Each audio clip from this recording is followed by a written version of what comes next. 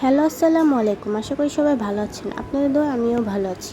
এটা আমার new YouTube channel, তো সবাই সাবস্ক্রাইব, কমেন্ট, শেয়ার করে দিবেন, একটা লাইকও করে দিবেন।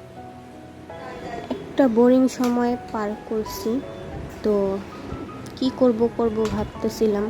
মেয়ের চুল বাঁধতে বাঁধতে ইচ্ছে করলো একটু মিষ্টি জিনিস কিছু ট্রাই করা। তো আমার জামাই মিষ্টি জিনিস পছন্দ করেন না, তাই ঘরে মিষ্টি জিনিস বানানো হয় না।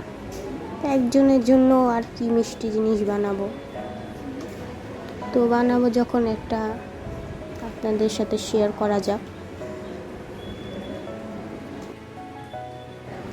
ভাবতে ভাবতে মনে পড়ে গেল পায়েস রান্না করা যাক। অনেক দিন যাবত পায়েস খাওয়া হয় না, তো আমার মেয়েকে বললাম পায়েস খাবা, সে কোনো কথাই বললো না, কারণ সেও তার বাবার মতো মিষ্টি জিনিস খেতে একদমও পছন্দ করেন না।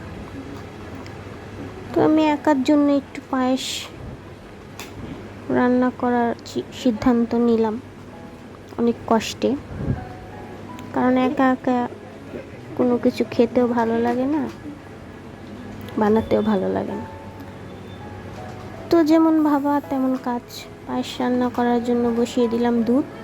তো দুধ বলক আসার পরে চাল দিয়ে দিলাম। চালটা ভিজিয়ে রেখেছিলাম আমি আগেরতেই।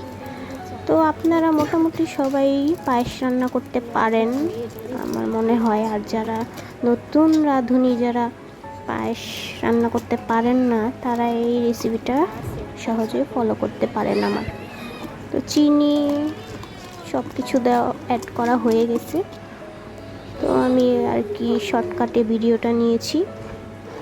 এখানে একটু জর্দা রং অ্যাড করে দিয়েছি, যেন কালারটা সুন্দর আর কি একটা কালার চলে আসে। তো দেখতেই পাচ্ছেন আপনারা কি কালারটা চলে আসছে। তো আল্লাহ হাফেজ, বাই বাই।